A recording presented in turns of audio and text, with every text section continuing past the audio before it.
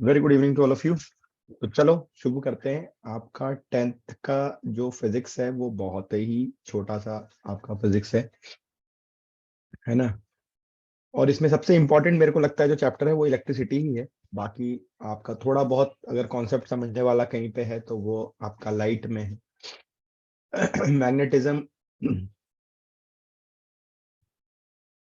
देखो मैग्नेटिज्म वैसे तो बहुत इंपॉर्टेंट चैप्टर होता है। जब आप हम लोग 11th 12th में जाते हैं तो उसको दोबारा पढ़ते हैं। आप लोग को एक सिनेरियो पता होगा। जो भी आपने क्लास 9th में पढ़ा, अगर आप 11th 12th में साइंस को चूज करते हैं, पीसीएम या पीसीबी में आते हैं, ठीक है, तो जो आपने क्लास 9th में पढ़ा है वो आप क्लास 11th में रिवाइज करेंगे। जैसे आपने क्लास 9th में मोशन पढ़ा था, 11th में मोशन पढ़ेंगे। फोर्सेस पढ़ा था 11th में, फोर्सेस वापस से पढ़ेंगे। वर्क एनर्जी पढ़ा था 11th में, वर्क एनर्जी पढ़ेंगे। और जो भी आपने क्लास 10th में पढ़ा है वो 12th में दोबारा पढ़ेंगे।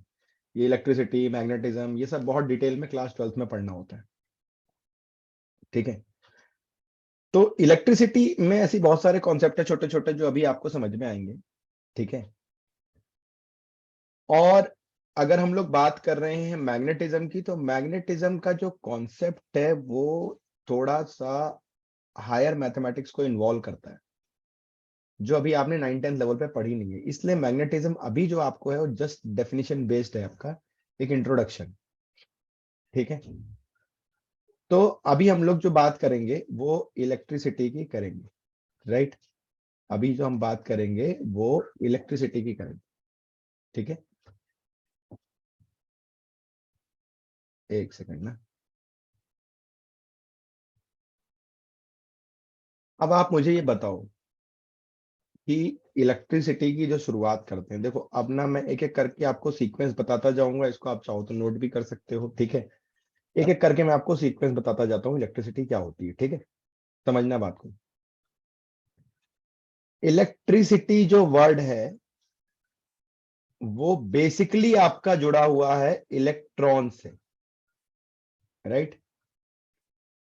अब इलेक्ट्रिसिटी में हमें पता है कि कुछ होते हैं कंडक्टर, राइट। कंडक्टर का मतलब जैसे कि हमने ले लिया एल्यूमिनियम। एग्जाम्पल, एल्यूमिनियम का एटॉमिक नंबर है 13। 13 को अगर हम कॉन्फ़िगरेशन में लेके जाएंगे तो ये होगा 283।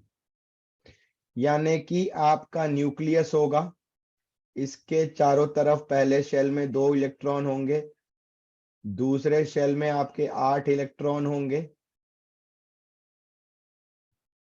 और तीसरे शेल में आपके 3 इलेक्ट्रॉन होंगे। इस शेल को हम बोलते हैं वैलेंस शेल। ठीक है। और इन इलेक्ट्रॉन्स को हम बोलते हैं वैलेंस इलेक्ट्रॉन, राइट।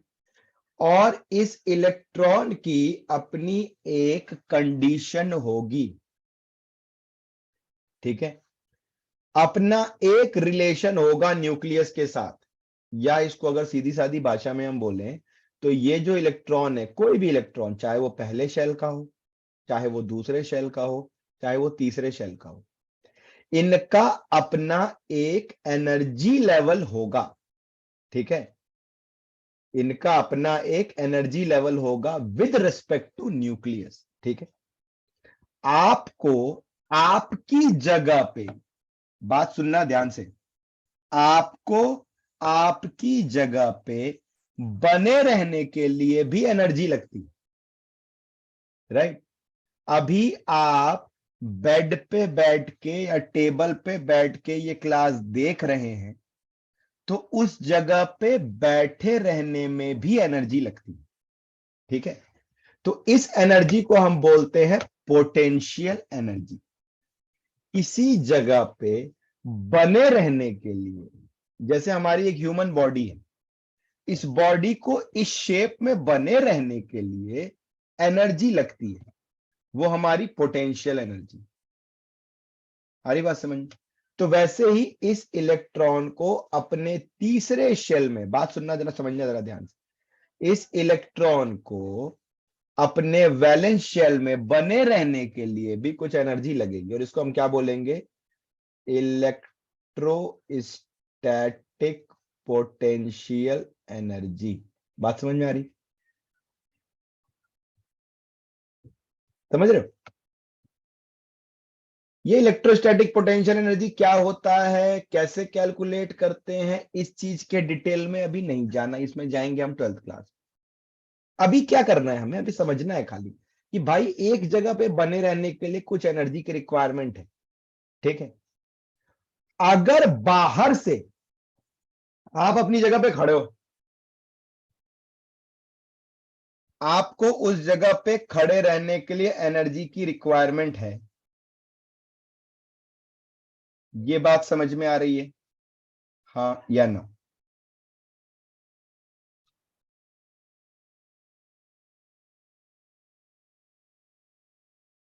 जल्दी जल्दी या तो चैट पे बताओ या थम्स अप करके बताओ, कुछ करके बताओ। ये बात समझ में आ रही? आपको अपनी जगह पे खड़े रहने के लिए एनर्जी की जरूरत है। ठीक है, जल्दी जल्दी जल्दी जल्दी जल्दी जल्दी बताते जाओ। और अगर सामने वाला आके धक्का मारे आपको, तो आप कब गिर जाओगे या अपनी जगह से हिल जाओगे? जब सामने वाले ने जो एनर्जी लगाई वो आपकी एनर्जी से ज्यादा थी। क्या ये बात समझ में आ रही है? यानी आपको आपकी जगह से हिलाने के लिए बाहर से फोर्स लगाना पड़ेगा, है ना?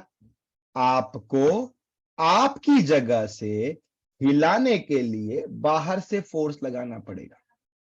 आप कभी नहीं चाहोगे कोई बाहर से आप पे फोर्स लगाए, आप तो खुश हो सर अपनी जगह पे खड़े होके या बैठ के, राइट? तो वैसे ही भैया ये वैलेंस शेल का इलेक्ट्रॉन भी खुश है अपनी एनर्जी के साथ में, ये तो गॉड गिफ्टेड है।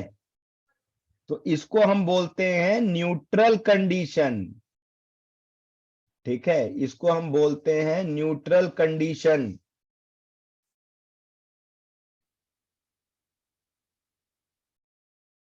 ठीक है,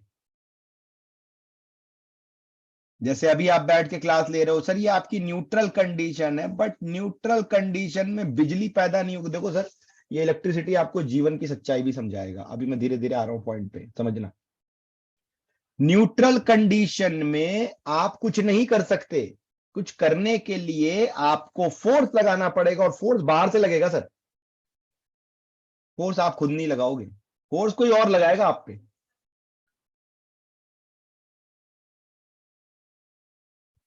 तो न्यूट्रल कंडीशन में से चार्ज्ड कंडीशन में, अब समझो बात को, न्यूट्रल से चार्ज्ड कंडीशन में आने के लिए, बात समझना जरा सा, न्यूट्रल से चार्ज्ड कंडीशन में आने के लिए बाहर से फोर्स लगाना पड़ेगा। तो सबसे पहले किसी आदमी ने क्या किया था, इसको हमने बोला था फ्रिक्शनल चार्ज। उसने, आप ये रोज करके देख सकते हो, अभी भी करके देख सकते हो, दो पेपर को आपस में रगड़ो जोर जोर से, या पेन को रगड़ दो कहीं जोर जोर से और उसको पेपर के पास लेकर के जाओ, पेपर पेन से चिपकता है। सूखे ड्राई हेयर में कंघी को जोर जोर से घुमाओ और पेपर के पास लेकर के जाओ, पेपर कंघी से चिपकती है। बहुत छोटे से एक्सपेरिमेंट है, सबने किए हैं। पेपर कंघी से चिपकती है, पेन पेपर से चिपकता है। क्या हमेशा चिपका रहता है? नहीं, एक बार चिपकेगा, दो बार चिपकेगा, फिर गायब, फिर न्यूट्रल कंडीशन में आ गया। तो ये जो चार्ज है, ठीक है, ये किसी भी बॉडी पे टेम्पररी फिनोमिना है। बात समझो, ये जो चार्ज है ये किसी भी बॉडी पे टेम्पररी फिनोमिना है। ये जो चार्ज है ये टेम्पोररी फिनोमिना है, ये लगातार नहीं रह सकता। ठीक है, राइट? अब सवाल उठता है कि सर ये चार्ज क्या हुआ, फिर इसकी डेफिनेशन क्या होगी? तो charge is the intrinsic property of matter. ये मैटर की प्रॉपर्टी है, जैसे कि मास मैटर की प्रॉपर्टी होता है, वैसे ही चार्ज मैटर की प्रॉपर्टी। ठीक है, चार्ज का मतलब क्या? आपसे कोई पूछे चार्ज क्या है, आपको बोलना है sir intrinsic property of matter है सर ये। तो इसका मतलब बहुत सिंपल है कि आपको वैलेंस शेल के इलेक्ट्रॉन जो होते हैं, ठीक है, कोई भी मटेरियल क्या कंडक्टर होगा? नहीं, नहीं होगा। ठीक है, कोई भी मटेरियल क्या कंडक्टर होगा? नहीं होगा। कोई भी मटेरियल क्या इंसुलेटर होगा? नहीं होगा सर। तो इंसुलेटर और कंडक्टर का फैसला कौन करेगा सर? इंसुलेटर और कंडक्टर का फैसला करेगा ये इलेक्ट्रोस्टैटिक पोटेंशियल एनर्जी, जो उस हर इलेक्ट्रॉन की अलग होगी। ऐसा नहीं है कि इस शेल के 3 इलेक्ट्रॉन है वैलेंस शेल में, तो इन तीनों की पोटेंशियल एनर्जी सेम होगी। नहीं होगी सर, अलग अलग होगी। बिल्कुल सर। जितने भी इलेक्ट्रॉन है सारे फ्लो नहीं करेंगे। कौन से फ्लो करेंगे? सिर्फ वैलेंस शेल वाले फ्लो करेंगे। वैलेंस शेल वाले ही चार्ज पैदा करेंगे। चार्ज को पैदा करना पड़ता है, चार्ज अपने आप नहीं आएगा। यही मैं समझाने की कोशिश कर रहा हूं। अपने आप तो न्यूट्रल कंडीशन पे सुखी है सर। चार्ज कौन पैदा करेगा? सिर्फ ये वैलेंस शेल वाले, ये तीन का ही मतलब। अगर एल्यूमिनियम की हम बात करते हैं तो ये तीन का ही मतलब है चार्ज से। बाकी अंदर वाले को तो आप हिला भी नहीं सकते। क्यों नहीं हिला सकते? क्योंकि उनकी एनर्जी बहुत ज्यादा है। उतनी एनर्जी आप बाहर से नहीं प्रोवाइड कर पाओगे, वो नहीं हिलेंगे। ये नेचुरल है, ये हमने नहीं बनाया, भगवान ने बनाया। लेकिन आखिरी के 3 से हम ज्यादा एनर्जी प्रोवाइड कर सकते हैं। भाई चार्ज कंडीशन में जाने के लिए आपको बाहर से फोर्स लगाना पड़ेगा। समझ में आ रही बात? ठीक है, अब वापस से एक बात समझते हैं। ठीक है, अब देखो, एक चीज और समझते हैं, उसके बाद फिर इस चैप्टर का फ्लो। आपको बेसिकली ये समझ में आना चाहिए कि इलेक्ट्रिसिटी, भैया पहली बार जिस आदमी ने ढूंढा उसको क्या समझ में आया होगा जो उसने इलेक्ट्रिसिटी ढूंढ ली। तो देखो, एक चीज तो हमें समझ में आ गई कि भैया जो इलेक्ट्रॉन है आपका, अब मैं सीधे वैलेंस शेल खाली बना रहा हूं। ये 3 इलेक्ट्रॉन से है, ये वैलेंस शेल के इलेक्ट्रॉन। मैंने क्या बोला कि भैया ये तीनों की एनर्जी भी अलग अलग होगी। इसीलिए हम क्या बोलते हैं? ये वैलेंस एनर्जी बैंड है। क्या है ये? वैलेंस एनर्जी बैंड का मतलब हो गया रेंज। सपोज करो इसकी 1 जूल है, इसकी 2 जूल है, इसकी 3 जूल है। तो वैलेंस एनर्जी बैंड क्या हुआ? 1 जूल से लेकर के 3 जूल तक। ये मतलब हुआ इसका। अब आप जब बाहर से आप दोगे तो आपको पता है इससे ज्यादा एनर्जी देनी पड़ेगी। और किस चीज से दोगे आप एनर्जी? हम ये एनर्जी देते हैं सेल से। प्राइमरी सेल बोलते हैं इसको, जिसको आप बैटरी बोलते हो। भाई पहले तो लोगों ने फ्रिक्शन, रगड़ रगड़ के इलेक्ट्रिसिटी पैदा करके देख ली। फिर उन्हें समझ में आया कि भाई साहब, अगर चार्ज है तभी आपकी इलेक्ट्रिसिटी है। इलेक्ट्रिसिटी इलेक्ट्रॉन से नहीं है, चार्ज से है सर। तो चार्ज क्या होता है? चार्ज होता है Q is equal to NE। जब आप यहां पे एनर्जी दोगे, जब आप यहां पे एनर्जी दोगे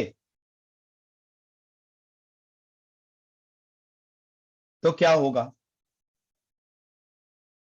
ये 3 इलेक्ट्रॉन यहां से मूव कर जाएंगे। कहां चले जाएंगे सर?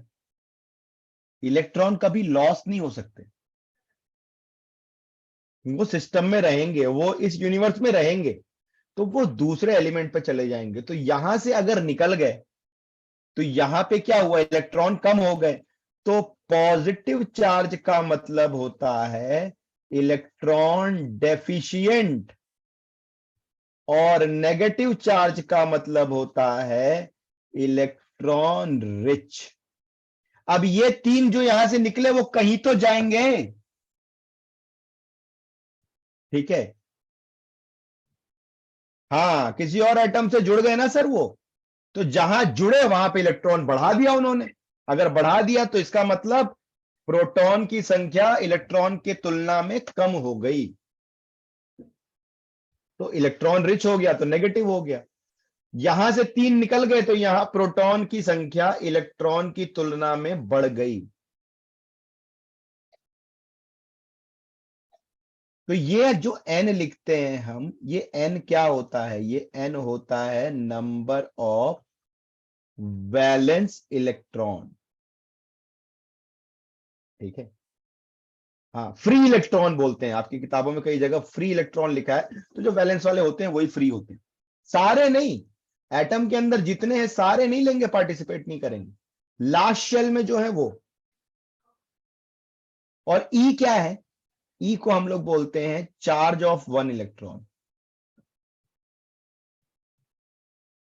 इसकी वैल्यू होती है 1.6 इंटू 10⁻⁻19 कूलम। ठीक है, ये कहानी समझ में आई क्या? फटाफट से एक बार हैंड रेस कर दो, ये कहानी सबको समझ में आ रही है क्या? राइट। तो चार्ज से हमें समझ में आ गया कि charge is nothing but the basic property of matter. ठीक है, चार्ज क्या है? Basic property of matter carried by some elementary particle. Electric charges which can be positive और negative occur in discrete natural units. ये discrete का मतलब क्या हुआ? देखो, हमने बोला sir Q is equal to N e, तो जो ये n होगा ना, ये हमेशा इंटीग्रल होगा। मतलब n की वैल्यू 1 होगी, 2 होगी, 3 होगी। n की वैल्यू 1/2 नहीं हो सकती, n की वैल्यू 2/3 नहीं हो सकती। आ रही बात समझ में? ठीक है, तो चार्ज हमें समझ में आ गया क्या होता है। ये समझ में आ गया कि भैया चार्ज अपने आप पैदा नहीं होगा। ठीक है, चार्ज अपने आप पैदा नहीं होगा। चार्ज को पैदा करने के लिए क्या करना पड़ेगा भाई साहब? चार्ज को पैदा करने के लिए क्या करना पड़ेगा, जल्दी बताओ? फोर्स लगाना पड़ेगा। ठीक है, आप लोग, मैं छोटा सा एक आपको बताता हूं, फिर आगे चलते हैं हम लोग। आप लोगों ने, यस, ठीक है, आप लोगों ने कभी पेट्रोल जो व्हीकल लेकर के जाते हैं एक जगह से दूसरी जगह, पेट्रोल ट्रांसफर होता है ट्रक से। कई बार आपने पेट्रोल पंप में देखा होगा, ट्रक से अनलोडिंग होती रहती है, पेट्रोल को वो लोग अंडरग्राउंड संप में डालते रहते हैं। कभी आपने उस ट्रक को ध्यान से देखा है? कभी आपने उस ट्रक को ध्यान से देखा है? उस जो ट्रक पेट्रोल लेकर के आता है ना, उसको देखोगे तो उसके ऐसे पीछे के दो टायर होते हैं, उसके इस टायर के बीच में यहाँ पे एक लोहे की चेन बंधी रहती है, जो टाइम टू टाइम सड़क पे टकराती रहती है। ऐसे चेन सी बंधी रहती है यहाँ पे। पता है क्यों?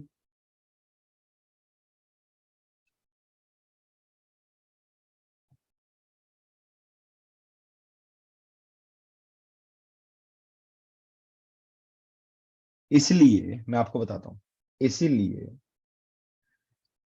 कि चार्ज जो, जैसे आप गाड़ी चलाते हो ना बहुत फास्ट, हम कोई भी गाड़ी चला रहे हैं, नहीं नहीं, फ्यूल को चार्ज नहीं करना है। जैसे हम कोई भी गाड़ी चला रहे हैं, देखो, फ्रिक्शन से इलेक्ट्रिक, आप करके देख लो, आप जोर जोर से ऐसे हाथ को रगड़ो, ऐसे जोर से हाथ को रगड़ो, और ऐसे गाल के पास लेकर के जाओ, टच नहीं करना, हल्का दूर लेकर के जाओ, आपको सेंसेस फील होंगे। जिनकी थोड़ी दाढ़ी वाड़ी रहती है ना, उनकी दाढ़ियां जो होती हैं हाथ की तरफ हल्की सी खिंचती हैं। दाढ़ी नहीं है तो आपके सेंसेस फील होंगे, बिना टच किए भी फील हो रहा है। क्या फील हो रही है आपको? इलेक्ट्रिसिटी फील हो रही है, इलेक्ट्रोस्टैटिक चार्ज फील हो रहा है। फ्रिक्शन चार्ज पैदा करेगा। सबसे पहली खोज जो थी वो फ्रिक्शनल इलेक्ट्रिसिटी ही थी। अब ये फ्रिक्शन जो चार्ज, अब जब गाड़ी चला रहे हो, ठीक है, आपका जो बॉडी है गाड़ी की वो लोहे की बनी हुई है, वो हवा से टकरा रही है और उसके ऊपर चार्ज आ रहा है, उसके ऊपर चार्ज आ रहा है, और चार्ज को ट्रांसफर होना जरूरी है। चार्ज एक जगह रुक नहीं सकता, एनर्जी का फॉर्म है वो, चार्ज रुकेगा नहीं। चार्ज का ट्रांसफर होना बहुत जरूरी है। तो जब आप फ्यूल वगैरह लेकर के जा रहे होते हो तो क्या होता है, अगर वो चार्ज आप कहीं और ट्रांसफर नहीं करा पा रहे हो, तो वो पेट्रोल पे ट्रांसफर होगा, और पेट्रोल जो है वो हाईली इन्फ्लेमेबल होता है, तो आग लगने की संभावना रहती है। ठीक है, तो क्या करते हैं, चूंकि हमारे जो ट्रक के टायर हैं वो तो रबर के बने इंसुलेटर हैं, तो कहीं ना कहीं हमें मेटल कांटेक्ट देना है, जिसको हम लोग बोलते हैं अर्थिंग। तो एक चेन बांध दी जाती है छोटी सी, जितना भी एक्स्ट्रा चार्ज होता है वो इस चेन के थ्रू ग्राउंड पे चला जाता है, अर्थिंग होती है। जो बिजली गिरना बोलते हैं हम लोग, वो भी क्या है, वो चार्जिंग है। चार्ज आता है आपके अर्थ, आसमान से अर्थ तक। कैसे आता है, क्या आता है, वो सब डिटेल डिस्कशन हम बाद में करेंगे, ठीक है। तो चलो, चार्ज से हमें समझ में आ गया, क्वांटिफिकेशन ऑफ चार्ज हमने देख लिया कि चार्ज हमारा कितना होता है, Q is equal to N E होता है। और E जो है वो 1.6 इंटू 10⁻⁻19 कूलम्ब है, ठीक है।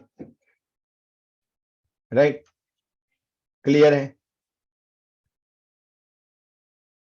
अब देखो यहां पे दिया हुआ है कि एक कूलम्ब चार्ज क्या होगा। तो भैया एक कूलम्ब मतलब मैंने रखा 1 कूलम्ब, एन इंटू ई, एन इंटू ई की वैल्यू 1.6 इंटू 10⁻⁻19, तो एन मेरे को मिलेगा 6.25 इंटू 10⁻18। मतलब इतने फ्री इलेक्ट्रॉन मिल करके 6.25 इंटू 10⁻18 फ्री इलेक्ट्रॉन मिलके एक कूलम का चार्ज बनाते हैं। समझ में आ रही बात, ठीक है। तो यहां तक हमने चार्ज की कहानी जो है वो पूरी करी, ठीक है। एक छोटी सी चीज इसमें और, जो मैं आपको ऑलरेडी बता चुका हूं कि चार्ज की अपनी प्रॉपर्टी है। पहली बात तो आप चार्ज को रोक नहीं सकते, वो जाएगा ही जाएगा। आपने अगर पैदा कर दिया तो उसको ट्रांसफर होना ही होना है, उसको रोक नहीं पाओगे आप। या तो पैदा ही ना करो, पैदा करोगे तो वो ट्रांसफर होके रहेगा, ठीक है। चार्ज को पैदा करना पड़ता है, चार्ज अपने आप नहीं आएगा, चार्ज को पैदा करना पड़ेगा। और पैदा करने के लिए हम लोग बैटरी लगाते हैं, बैटरी का काम ही है चार्ज पैदा करना, ठीक है। दूसरी तरह है electric charge are quantized. Quantized का मतलब कुछ नहीं है, यही है जो मैं आपको बताया था कि एन की जो वैल्यू होती है q is equal to N e में, ये एन जो होता है ये हमेशा इंटीग्रल होता है। अरे आधा इलेक्ट्रॉन ट्रांसफर हो सकता है क्या, नहीं हो सकता ना, सिंपल सी बात है, ठीक है। अगली बात हम लोग आते हैं, ये देखो कुलम्स लॉ अभी आपके बहुत ज्यादा काम का नहीं है, इसको छोड़ते हैं, थोड़ा आगे बढ़ते हैं हम लोग, ठीक है। हम लोग चलते हैं वापस अब पोटेंशियल के फॉर्म में, जो मैं पोटेंशियल एनर्जी की आपसे बात कर रहा था, ठीक है। देखो अगर कोई चार्ज है ना, अब समझो बात को, अगर कोई चार्ज है ना, तो इसमें दो चीजें आपको पता होनी चाहिए। पहला, like charges repel each other, ठीक है, and opposite charges attract each other.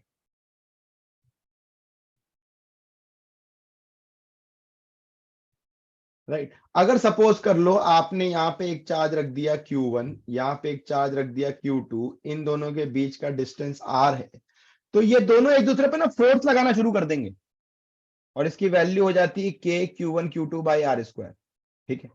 ये क्या है के वगैरह क्या है, इस पर डिटेल में अभी नहीं जाना, लेकिन बताने का मतलब ये है कि एक चार्ज के अंदर, अच्छा मुझे एक चीज बताओ, मुझे एक चीज बताओ, सिंपल सी चीज मैं आपसे पूछूं कि जब आप अर्थ के ऊपर, आप फोर्स समझते हो, फोर्स, फोर्स क्या होता है, मैं सिंगल लाइन डेफिनेशन आपसे पूछूं, what do you understand by force, force क्या होता है। आपके सामने आपका लैपटॉप या मोबाइल कुछ रखा हुआ है, ठीक है।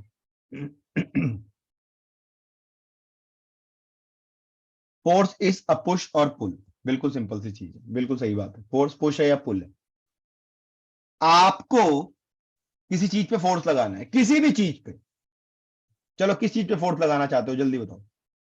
आपके आसपास क्या पड़ा है, किस चीज पे फोर्स लगाना चाहते हो, किसी भी चीज पे फोर्स लगाना है, जल्दी से किस चीज पे फोर्स लगाना चाहते हो। मेरा सवाल यह है कि जिस चीज पे भी फोर्स लगाना चाहते हो उस पे लगाओ फोर्स, लेकिन उसको बिना टच किए हुए। जिस चीज पे भी आप फोर्स लगाना चाहते हो उस पे फोर्स लगाओ, लेकिन उसे बिना टच किए हुए। लगा सकते हो क्या।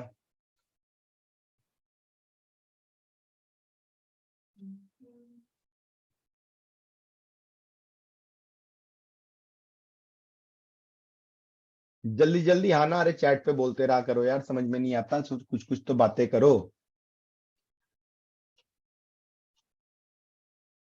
ठीक है, नहीं लगा सकते सर आप, बिना टच किए नहीं sir. Force mass into displacement नहीं होता, फोर्स मास इनटू एक्सेलरेशन होता है।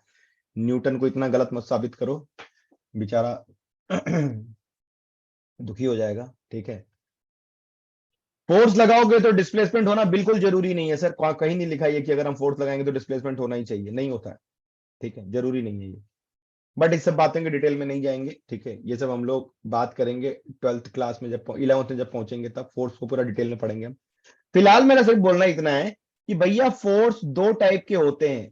ठीक है, एक तो वो फोर्स जो आप और हम लगा रहे हैं सर, हम जैसे गरीब लोग लगा रहे हैं, है ना। गरीब से मेरा मतलब यहाँ पे पैसा वाला अमीर गरीब से नहीं है, गरीब से मतलब है we are very very weak as compare to nature. Nature के सामने हम कुछ भी नहीं, है ना। तो जो सबसे ज्यादा ताकत है वो नेचुरल फोर्सेस की है, उसको हम बोलते हैं फील्ड फोर्सेस। और ये जो फील्ड फोर्सेस हैं ये बिना टच किए लगते हैं सर। आपने हाथ को रगड़ा और आप गाल के पास लेके गए, आपको बिना टच किए सेंसेस फील हो रहे हैं, ये फील्ड फोर्सेस हैं। तो सिर्फ दुनिया, पूरी फिजिक्स, पूरे दुनिया भर की फिजिक्स, खाली class 9th 10th 11th 12th की नहीं, पूरे दुनिया भर की फिजिक्स जो है वो चार ही तरीके के फील्ड से बनी हुई है। पूरी दुनिया जो है वो चार फील्ड चलाती है पूरी दुनिया। पहला ग्रेविटेशन, दूसरा इलेक्ट्रिसिटी, तीसरा मैग्नेटिज्म एंड चौथा मैटर फील्ड। ये चार ऐसे फोर्सेस है जो बिना टच किए लग सकते हैं, उसमें से एक आपका है इलेक्ट्रिसिटी। ये चार्ज इसको टच भी नहीं करेगा और इस पे फोर्स लगा लेगा, राइट। तो फील्ड का मतलब होता है कि भाई एक चार्ज के आसपास का वो एरिया जिस पे वो फोर्स लगा सकता है, एक चार्ज के आसपास का वो एरिया जिसमें वो किसी दूसरे चार्ज के ऊपर फोर्स लगा सकता है, उसको हम बोलते हैं फील्ड। और किसी दूसरे चार्ज को, बात सुनना ध्यान से, किसी दूसरे चार्ज को इन्फिनिटी से किसी फील्ड के अंदर लाने के लिए जो वर्क डन करना पड़ता है वो होता है पोटेंशियल, इलेक्ट्रिक पोटेंशियल। तो इलेक्ट्रिक पोटेंशियल हमें डिफाइन करना जरूरी। देखो ये सब फोर्स से आ रहा है, पहले फोर्स निकाला हमने, फिर फोर्स के बाद हम पोटेंशियल की बात कर रहे हैं। What do we mean by electric potential? तो इलेक्ट्रिक पोटेंशियल का मतलब बहुत सिंपल है कि आप किसी चार्ज को इन्फिनिटी से किसी फील्ड के अंदर ला रहे हैं, उसके लिए जो वर्क डन करना पड़ेगा। ठीक है, तो अब देखो, work done in carrying a charge from infinity to the non electric field is known as electric potential. ठीक है, work done in carrying a unit charge, और स्पेसिफिक कर लो इसको, work done in carrying a unit charge from infinity to the non electric field. ठीक है, is known as potential. अब ये के क्यू बाई आर क्या है, इस पे नहीं जाना डिटेल में, किसी एक चार्ज का पोटेंशियल है यार, वो सिंपल।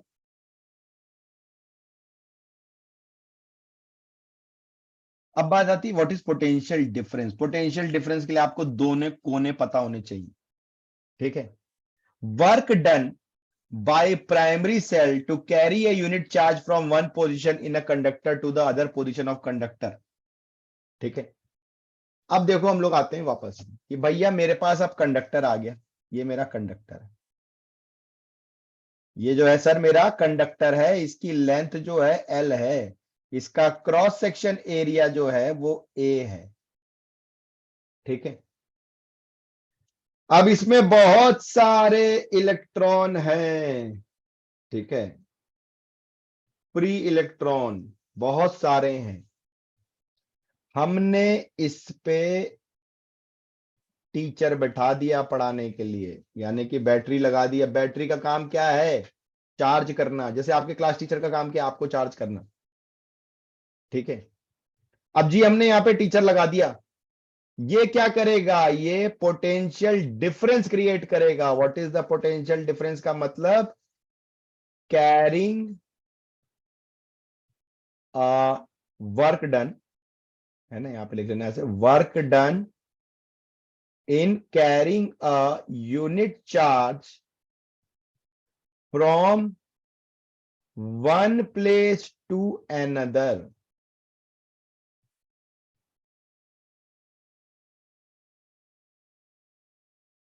इन्हें सही डायरेक्शन दिखाना बैटरी का काम है। ठीक है, अब सही डायरेक्शन ऐसे नहीं होती। देखो टीचर क्लास के अंदर आता है, ठीक है कुछ बदमाश बच्चे होते हैं, कुछ अच्छे बच्चे होते हैं। आपके स्कूल में क्लास 10th की कितनी सेक्शन है? हो सकता है 5 सेक्शन हो, 6 सेक्शन हो। उसमें कोई एक आध सेक्शन अच्छी वाली होती है जिसमें सारे अच्छे बच्चे ना पढ़ने वाले। तो टीचर क्लास में आई, सारे बच्चे उठे, good morning sir, good morning madam बोले और बैठ गए। Right, good morning sir, good morning madam बोले और बैठ गए। समझ रहे हो बात को? टीचर को एनर्जी कम लगानी पड़ी, आप ऑलरेडी अच्छे बच्चे थे पढ़ने वाले। तो देखो, जब ये रैंडमली डिस्ट्रीब्यूटेड है, जैसे ही आप इसमें बैटरी जोड़ेंगे तो बैटरी का सबसे पहला काम क्या है? इसको एक डायरेक्शन में कर देना, इसको एक डायरेक्शन में कर देना। ठीक है, अब ये चलने के लिए तैयार, बच्चे बैठ गए अपनी अपनी जगह पे, अब पढ़ने के लिए तैयार। अब पढ़ाओ इनको। अब टीचर ने थोड़ी सी एनर्जी और लगाई, थोड़ा पोटेंशियल और बढ़ाया, तो ये इलेक्ट्रॉन फ्लो होना चालू हो गए, नेगेटिव से पॉजिटिव आ जाएंगे इलेक्ट्रॉन, और करंट की डायरेक्शन जो होगी वो पॉजिटिव से नेगेटिव होगी। समझ में आया? पहली चीज तो पोटेंशियल डिफरेंस समझो। पोटेंशियल डिफरेंस का मतलब क्या हुआ कि एक चार्ज को इस पोजीशन नंबर ए से position number B, unit charge, unit charge मतलब 1 कूलम चार्ज, 1 कूलम चार्ज को पोजीशन नंबर 1 से पोजीशन नंबर 2 लाने के लिए जो वर्क डन करना पड़ता है वो मेरा पोटेंशियल डिफरेंस होता है। रट लो इस बात को। बिना पोटेंशियल डिफरेंस के कभी भी इलेक्ट्रिसिटी पैदा नहीं हो सकती। सेम पोटेंशियल की चीजें कभी इलेक्ट्रिसिटी पैदा नहीं करेंगी सर। पोटेंशियल डिफरेंस होना जरूरी है ना। यहां पे मैंने एक पानी रखा, यहां तक भर दिया। यहां मैंने पानी रखा, यहां तक भर दिया। इसके बीच में पाइप लगा दी, क्या होगा? पानी अपर लेवल वाले से लोअर लेवल वाले पे जाएगा।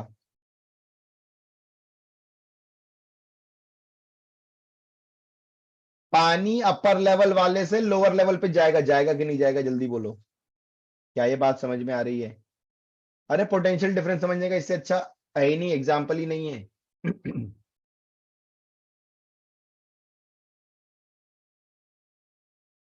कब तक जाएगा ये पानी? टंकी नंबर ए से टंकी नंबर बी पे कब तक जाएगा?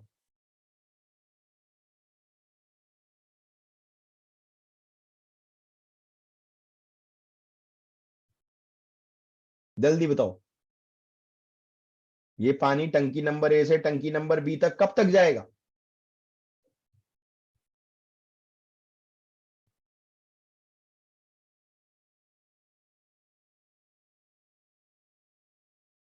दोनों जब इक्वल हो गए। वही तो मैं कह रहा हूं। और अगर आप इसे इक्वल ना होने दो तो आपने यहां पे नल लगा दिया, तो ऐसे ही तो कुछ इलेक्ट्रिसिटी में होता है। ये नल जो लगाया ये कुछ नहीं है, प्राइमरी सेल है, ये इक्वल नहीं होने देगा पोटेंशियल। इसका काम ही है चार्ज पैदा करना, इसका काम ही है पोटेंशियल डिफरेंस पैदा करना।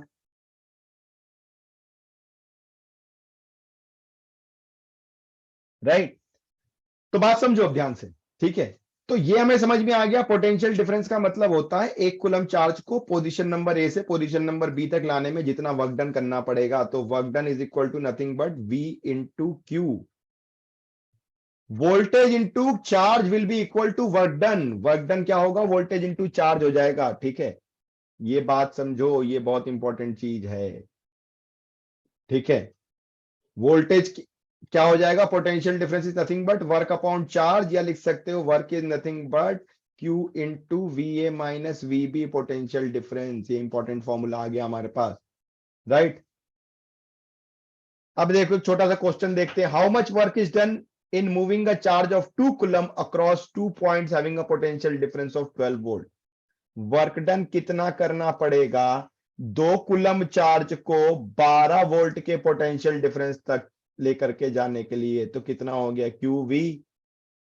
ठीक है, और क्यू की वैल्यू कितनी हो गई, 2 कूलम। वोल्टेज की वैल्यू कितनी हो गई, 12 वोल्ट। तो ये कितना हो गया, 24 जूल। वर्क डन की यूनिट क्या हो जाएगी, जूल। बात समझ में आ रही है क्या, जल्दी बताओ।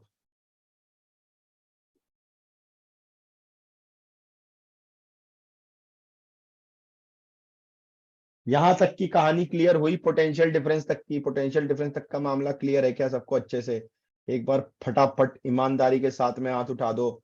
मजा आ रहा है, नहीं आ रहा, नहीं आ रहा तो खुल के बोलो, अरे सर बोर लग रहा है, अरे सर ये लग रहा है, यार मैं यहाँ पे सब चलता है। ठीक है, मेरे साथ एकदम फ्री रहने का है ना। मजा आ रहा है, नहीं आ रहा है, खुल के बताओ।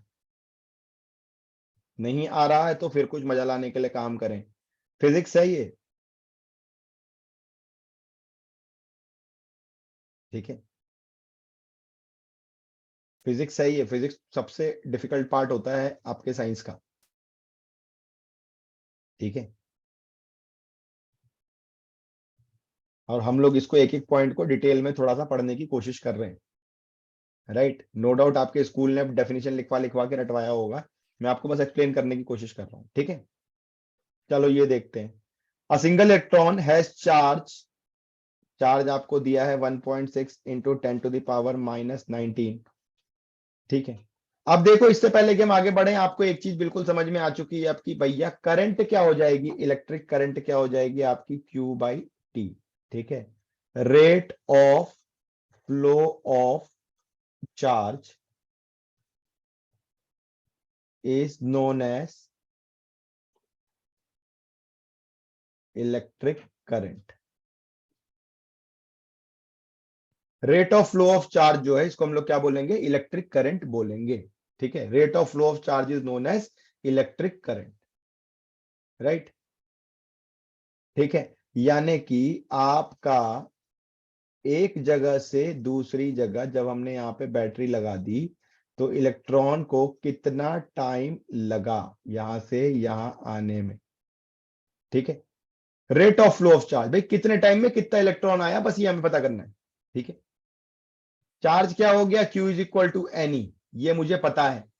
एन मेरे वैलेंस शेल के इलेक्ट्रॉन है। ठीक है, तो चार्ज मेरा हो गया Q is equal to N e.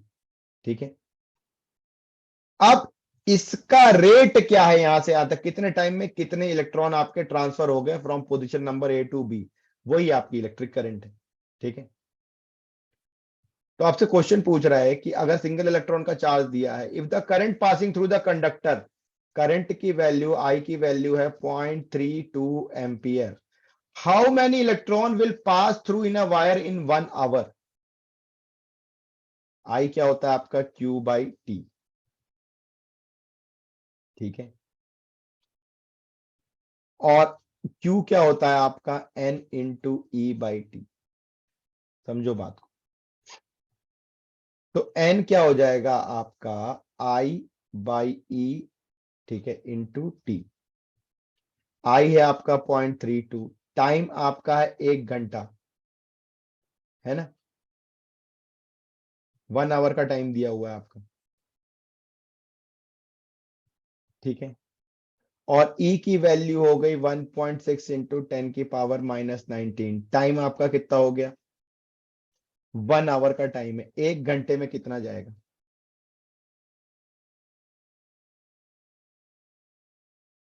तो 1 घंटा मतलब 3600 सेकेंड।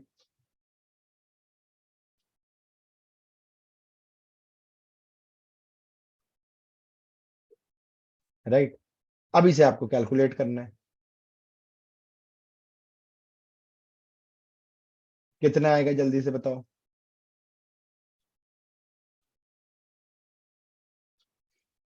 इसको बस कैलकुलेट करना है, कितना होगा ये कैलकुलेट करके।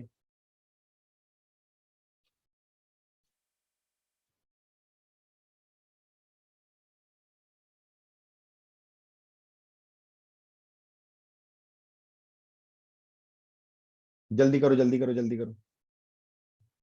एक आंसर आया मेरे पास अभी तक।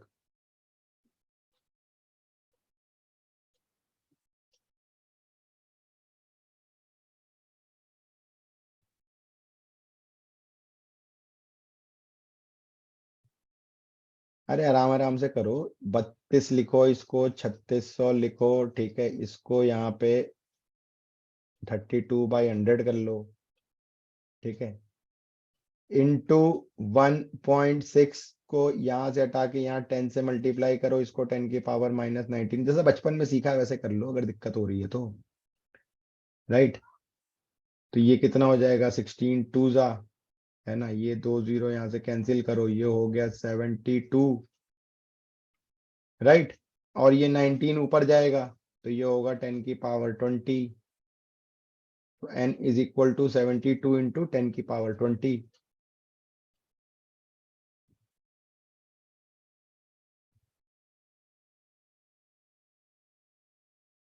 समझ में आ रही बात? कैलकुलेशन में मिस्टेक ना करो, कैलकुलेशन का मिस्टेक कर रहे हो। क्वेश्चन बहुत ही आसान है, ठीक है, कोई नहीं, कुछ कैलकुलेशन है खाली। चलो अब देखो, इलेक्ट्रिक करंट तो हमें समझ में आ गया कि rate of flow of charge जो है जी वो इलेक्ट्रिक करंट हो गया आपका, ठीक है। Rate of flow of charge जो है वो इलेक्ट्रिक करंट हो गया। डायरेक्शन ऑफ इलेक्ट्रिक, मैंने आपको बताया कि भैया दो चीजें आपकी किसी भी क्वांटिटी में हम लोग डिफाइन करते हैं, पहला उसका मैग्नीट्यूड और दूसरा उसका डायरेक्शन। तो इलेक्ट्रॉन आपके जाएंगे नेगेटिव से पॉजिटिव और करंट की डायरेक्शन होगी पॉजिटिव से नेगेटिव। तो मैग्नीट्यूड क्या हो गया? मैग्नीट्यूड क्या हो गया? मैग्नीट्यूड ऑफ इलेक्ट्रिक करंट क्या हो गया आपका?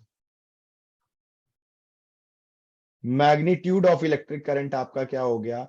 ये हुआ रेट। रेट का मतलब होता है divided by time, rate of flow of charge, ठीक है। तो Q बाई टी ये आपका हो गया I, और इसकी डायरेक्शन क्या हो जाएगी? Opposite to the direction of flow of electron, opposite to the direction of flow of electron, simple, ठीक है। तो ये आपकी हो गई डायरेक्शन। भाई अगर आपके इलेक्ट्रॉन इधर फ्लो करके जा रहे हैं तो इलेक्ट्रिक करंट की डायरेक्शन पॉजिटिव से नेगेटिव होगी। It is rate of flow of electron from positive terminal to negative terminal, बिल्कुल सही, ठीक है। जितनी देखो चार्ज एक्चुअली पैदा किया जाता है, मैं बार बार बता रहा हूं, चार्ज कौन पैदा कर रहा है? ये आपका सेल पैदा कर रहा है। तो जितने चार्ज ये पैदा करेगा ना, यहां से वापस उसको चाहिए अपने पास, ये ध्यान रखना होता है खाली, बहुत सिंपल सी चीज, ठीक है। इतनी बातें समझ में आ रही हैं क्या सबको? जल्दी जल्दी बताओ। राइट।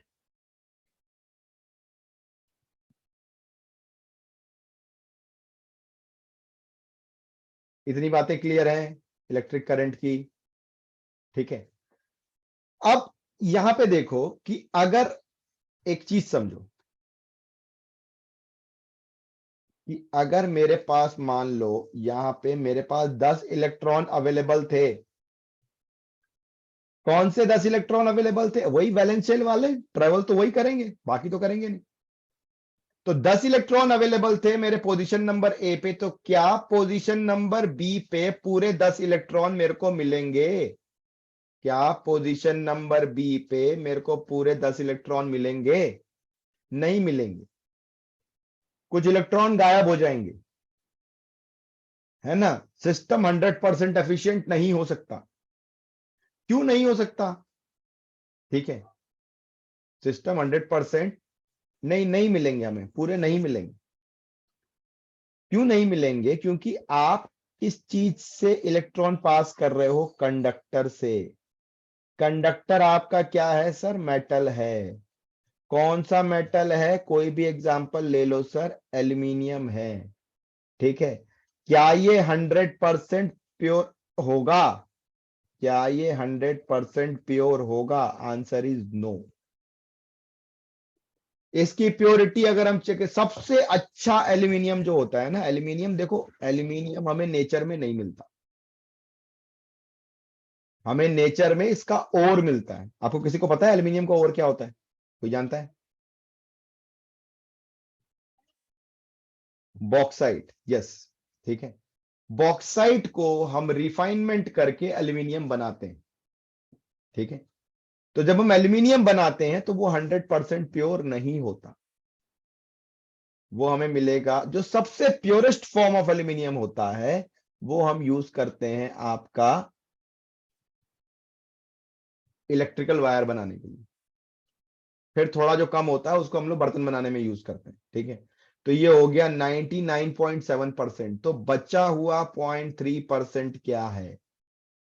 ये 0.3% है आपका कार्बन। ये 0.3% क्या है आपका? कार्बन। बात समझो, बचा हुआ 0.3% क्या है सर? वो कार्बन है। तो कार्बन जो होगा ना, वो बीच बीच में इस तरीके से कहीं फंसा होगा, वो पूरे 10 इलेक्ट्रॉन को ए से बी नहीं जाने देगा, वो कुछ को रोक देगा बीच में। ये जो आपका फिनोमिना होता है जिसमें पूरे इलेक्ट्रॉन ए से बी नहीं जा सकते, इसी को हम लोग बोलते हैं रेजिस्टेंस। आप कहीं पे भी बिजली अगर फ्लो करवा रहे हो, आपके घरों पे भी बिजली जा रही है, फैन है, लाइट है, फ्रिज है, जहां पे बिजली का सामान, फ्रिज का पीछे वाला हिस्सा जिसे कंप्रेसर बोलते हैं, जब वहां पे करंट सप्लाई होती है, उसे आप छू के देखो, थोड़ा आपको गर्म मिलेगा। क्यों गर्म है? अरे, heat is the form of energy. Heat आई कहां से? कोई दूसरी एनर्जी पहले में कन्वर्ट हुई होगी। इसका मतलब कहीं ना कहीं इलेक्ट्रिकल एनर्जी जो है वो लॉस हो रही है हीट एनर्जी के फॉर्म में। ठीक है, कहीं ना कहीं इलेक्ट्रिकल एनर्जी जो है वो लॉस हो रही है हीट एनर्जी के फॉर्म में। बात समझ रहे हो? तो वो चीज क्या है आपकी? उसी को हम बोलते हैं रेजिस्टेंस।